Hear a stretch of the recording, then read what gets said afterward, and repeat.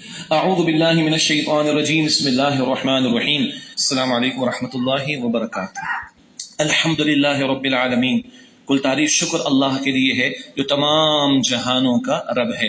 اس کتاب کائنات کو پڑھو گے تو خالق کائنات کی معرفت ملے گی۔ آج تو بگ بینگ بھی سمجھ رہے ہیں، بلیک ہولز کی طرف بھی پہنچ گئے، ایکسپینڈنگ یونیورس بھی سمجھ میں آ رہی ہے۔ یہ تو پوری کائنات، اپنے اندر بھی جھانکو گے تو خالق کی کرم فرمائیاں، اس کی قدرت کے نظارے تمہیں میسر آئیں گے۔ اس پہ غور کرو تو کروڑ نعمتیں تمہیں دینے والا وہ رب ہے، ہر حاجت کو پورا کرنے والا، اس کے لیے شکر کا جذبہ پیدا ہونا چاہیے۔ یہ رب العالمین کہہ کر اللہ کا پہلا تعارف ہمارے سامنے۔ کیسا ہے وہ رب؟ الرحمن الرحیم، انتہائی رحم فرمانے والا اور مسلسل اور ہمیشہ رحم فرمانے والا۔ اس کی رحمت میں سمندر کے جوش کی طرح جوش بھی ہے، اور اس کی رحمت میں دریا کی روانی کی طرح تسلسل بھی ہے۔ تو اس کی رحمت میں جوش بھی اور تسلسل بھی، یہ پہلا تعارف ہے اللہ سبحانہ وتعالی کا۔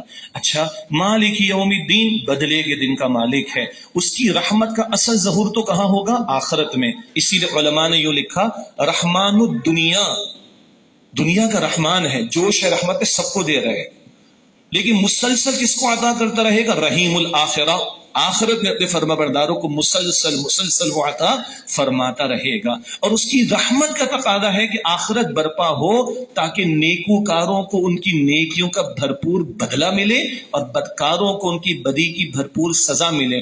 ایک بندہ ایک کو قتل کرے، ہم اس کو قتل کر ڈالیں گے، اتنا ہی کر سکتے ہیں نا، مگر اس کی بیوہ اور جو بچے رل گئے اس کا خمیازہ کون بھگتے گا؟ اور ایک بندہ 100 کو قتل کر دے تو کتنی دفعہ قتل کریں گے؟ ایک ہی دفعہ۔ تو اس دنیا میں سزا ملنا ممکن نہیں مکمل طور پر، اسی طرح نیکی کا اجر ملنا بھی ممکن نہیں۔ یہ احساس ہے فطرت کے اندر، تو یہ فطرت تقاضا کرتی ہے ایک عالم برپا ہو جہاں نیکی کا بھرپور بدلہ اور بدی کی بھی بھرپور سزا مل جائے۔ 3 آیات اللہ کا بیان، توحید کا ذکر بھی آ گیا اور آخرت کا بھی۔ 4 آیت اللہ اور بندے کے درمیان مشترک، ایاک نعبد، اے اللہ ہم تیری ہی عبادت کرتے ہیں۔ کون؟ وہ اللہ، وہ رب ہی تو تمہارا حقیقی معبود ہے۔ تو اب یہ اقرار کے انداز میں بات ڈھل گئی۔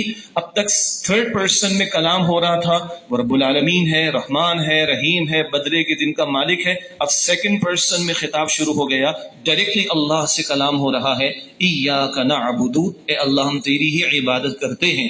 عربی اسلوب میں یہ فعل مضارع ہے جس میں حال اور مستقبل، پریزنٹ اور فیوچر دونوں کا ترجمہ ممکن ہے۔ تو دوسرا ترجمہ کیا ہوگا؟ اور کرتے رہیں گے۔ آج یہ دعویٰ ہے کہ ہم